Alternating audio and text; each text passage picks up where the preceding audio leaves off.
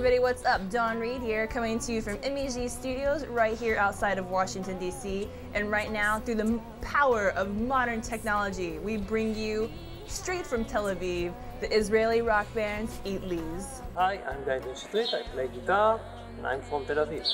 Hi, I'm Trifon. I'm the lead singer and I'm from Tel Aviv. Hi, my name is Eatlz. I play guitar. I'm from Tel Aviv.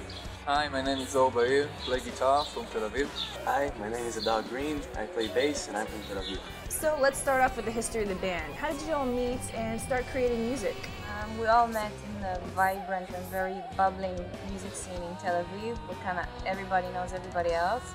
And actually Guy and Omri were the first to begin with this band. They had a cult band before called Infectia. And they started forming a new band, and kind of everyone wanted to join in. So what's the story behind your name, Eatliz? Is that Hebrew or Arabic for something? Well, Guy actually is the one who came up with the name Eatliz. He was looking for something bilingual. In Hebrew it means a butchery shop.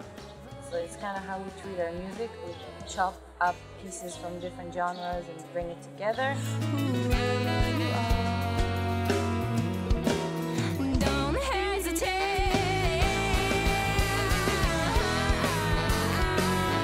I've read that you describe your sound as complicated pop. What exactly does that mean? And while we're on the subject, what are some of your influences? We're influenced by a lot of different kinds of music and bands. And that includes metal bands and also pop and jazz and blues and whatever you want to name it. So that's why we treat it as like complicated pop. It's quirky, but it's still melodic and communicative in a way.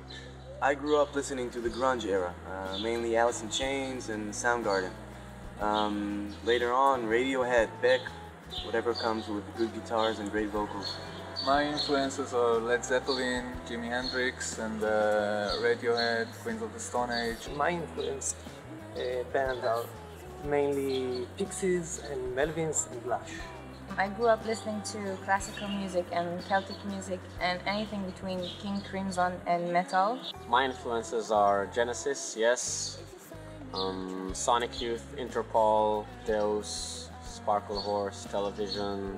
So did growing up in Tel Aviv, Israel have any influence on your sound or your lyrics? Well, you can say that growing up in Israel, especially Tel Aviv, can be really intense, eclectic, and unstable. That's the reality we live in, and I think we take it to our music and we apply it in that intense and unstable way.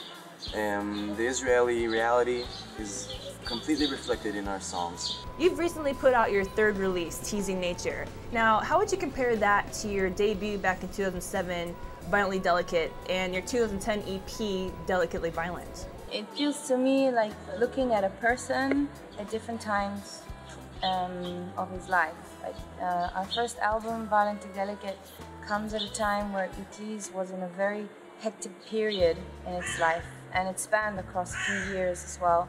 So there are many edges to it and different vibes to it, and it's a bit unstable, you might say. And our new album, Teasing Nature, comes at a time when the person is a bit more mature, and it's the same person, but the edges are more refined and more accurate. Now, one of the most captivating tracks off that album, Teasing Nature, is the song Lose This Child. What's the story behind that song? The inspiration for this song is actually my sister that decided last year that she's having a baby by herself without no help from a male partner or husband. By doing that, I personally see it as leaving her childhood behind and become a mature woman.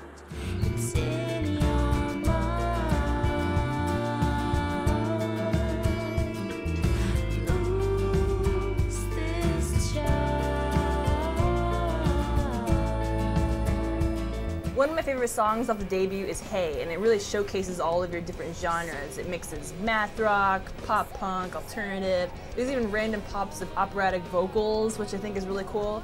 What was the process of making that song like, and what's the meaning behind it? Hey is one of the oldest songs in the Eatliz repertoire.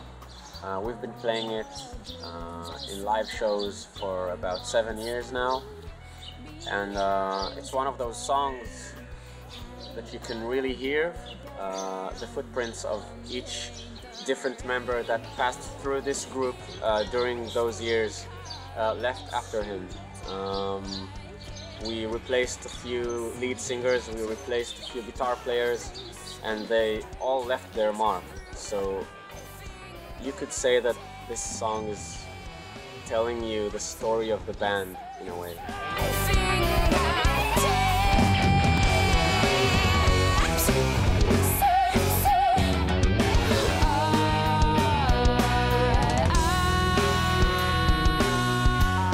All of your videos are extraordinary, and they've been featured in film festivals around the world and won awards. How involved are you in the creation of those videos? Well, actually, Guy is the mastermind behind all the artwork of Eatliz, and he actually directed and worked on the video of Hey. He has this vision that combines Eatliz with this animated fantasy world, and he pours it into his work all the time. So you're about to tour through the US and Canada for the first time. Is there any city that you're looking forward to playing? Yes, it's our first time in the US. We've been to Europe for a few tours before, but I think coming to the US is very special to us, mainly because most of our musical influences come from the US. We all grew up on American music and American movies. I'm very curious to meet the new fans we got in the US that we still hadn't had the chance to meet. So I'm very thrilled to come to America. Well, a few things I've been dying to do forever. The first thing is to buy me some real cowboy boots in Texas and go shopping in New York. So I'm very thrilled. I especially look forward to get to Austin because of the South by Southwest Festival, which we really want to experience, and also New York, because I've never been to New York and I've heard so much about it, so it's about time I'll get there.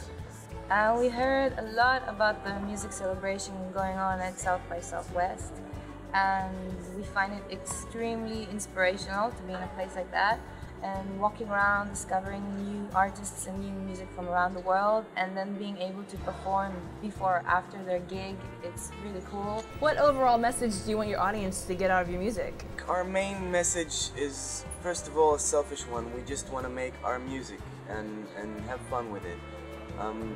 The second thing we try to do is just to give people some taste of a more complicated, not so simple, not so poppy music that you can listen to mostly on the radio and on the TV. We kind of try to make people think when they listen to our songs, and through that sort of thinking it comes into their hearts, and in the end all of us just feel the music together. It doesn't matter if it's not that easy as the Christina Aguilera songs, for example, or stuff like that. So what's the coolest thing about being in an internationally successful band? Free drinks in every city. Come party with us, you crazy Americans. We're from the Middle East, you know.